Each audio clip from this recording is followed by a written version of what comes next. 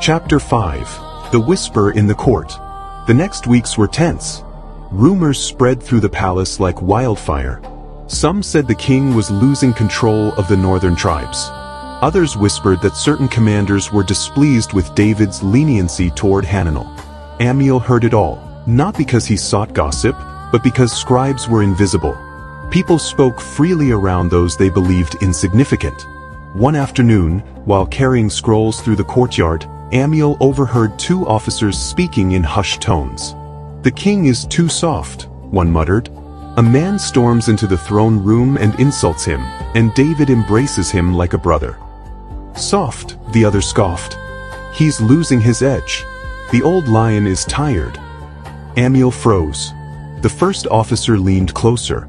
"If the king cannot keep order, others will." Ammiel's stomach twisted. This was not mere frustration. This was treason in seed form. He hurried away, heart pounding. He wanted to tell someone, but who?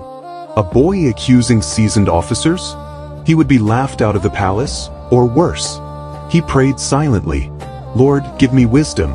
Show me what to do." Chapter 6. The King's Lesson. That evening, Ammiel was summoned to the king's private study. David sat at a low table, a lamp flickering beside him. He motioned for Ammiel to sit.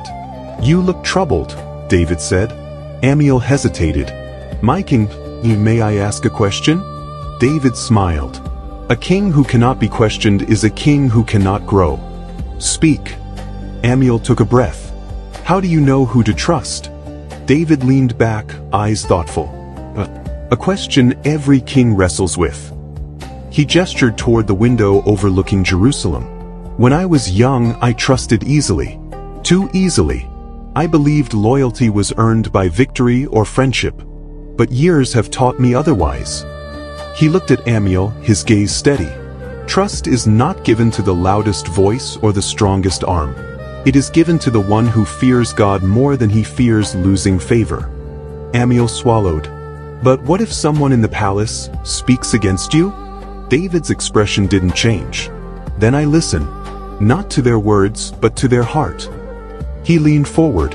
"A king must be slow to anger, quick to discern, and always anchored in righteousness. If I punish every whisper, I become a tyrant. If I ignore every whisper, I become a fool." Ammiel nodded slowly. David placed a hand on his shoulder. "If you ever hear something troubling, bring it to me. Not as a spy, but as a servant of truth." Ammiel felt a weight lift from his chest. "Yes, my king." Chapter 7. The Shadow of Rebellion. 2 days later, the whispers grew louder.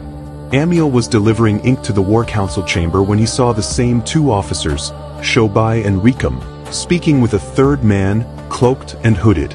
Ammiel ducked behind a pillar. Rechem spoke first. "The king grows weak. The tribes murmur. If we act now, the men will follow." The hooded man's voice was low. "And what of Benaiah? He is loyal to David." Shobai smirked. "Even lions sleep." Ammiel's blood ran cold. This was no idle complaint. This was conspiracy. He backed away slowly, but his foot struck a loose stone. The sound echoed. The men turned sharply. "Who's there?" Rechem barked. Ammiel bolted. "Stop that boy." Footsteps thundered behind him. Ammiel sprinted through the corridor, heart pounding, scrolls flying from his arms. He darted around a corner and slammed straight into a guard. The guard grabbed him. "What's the rush, boy?" Ammiel gasped. "I must see the king." The guard frowned. "The king is in council. Let him through." Benaiah stepped forward, eyes sharp as blades. Ammiel nearly collapsed with relief. "Speak," Benaiah commanded. Ammiel swallowed hard. "There are men plotting against the king." Benaiah's jaw tightened. "Names?" "Shobai, Rechem, and a third man I did not know." Benaiah nodded once. "Come." Chapter 8. The King's Wrath, the King's Mercy. The throne room was filled with advisors when Ammiel and Benaiah entered. David looked up, surprised. "Benaiah? Why bring the boy?" Benaiah bowed. "My king, he brings urgent news." Ammiel stepped forward, trembling. "My lord, There are officers speaking of rebellion. A hush fell over the room. David's eyes darkened. Who? Ammiel named them. Murmurs erupted. Shobai and Rechem were respected commanders. Their betrayal would shake the kingdom. David stood slowly. Bring them. Within minutes, the two officers were dragged into the throne room, struggling and shouting. We are loyal. Shobai protested. This boy lies. David raised a hand. Silence fell. Did you speak of my weakness? David asked quietly. Rechem sneered.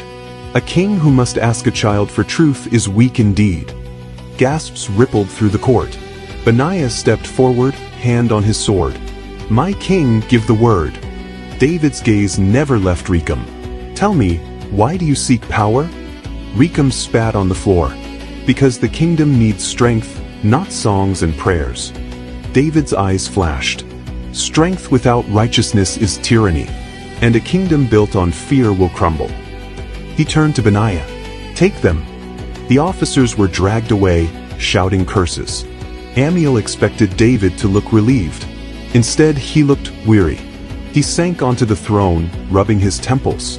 Ammiel approached hesitantly. My king, did I do right? David looked at him, eyes softening. You did truthfully.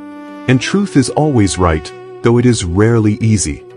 He gestured for Ammiel to sit beside him, a breach of protocol so shocking that the entire court stiffened. David ignored them. Listen to me, Ammiel, he said quietly. A king does not rejoice in judgment. He grieves it. For every man lost to pride is a wound in the kingdom. Ammiel nodded slowly. David placed a hand on his shoulder. You have served me well. But more importantly, you have served God well. Ammiel felt tears sting his eyes. He bowed deeply. Chapter 9. The Night of Fire. That night, the palace slept uneasily. Guards doubled their patrols. Torches burned late into the night. Ammiel lay awake in his small chamber, staring at the ceiling. Then, a scream. He bolted upright. Another scream. Then shouting. Then the unmistakable roar of fire. Ammiel ran to the window. Flames engulfed the eastern courtyard. The palace was under attack.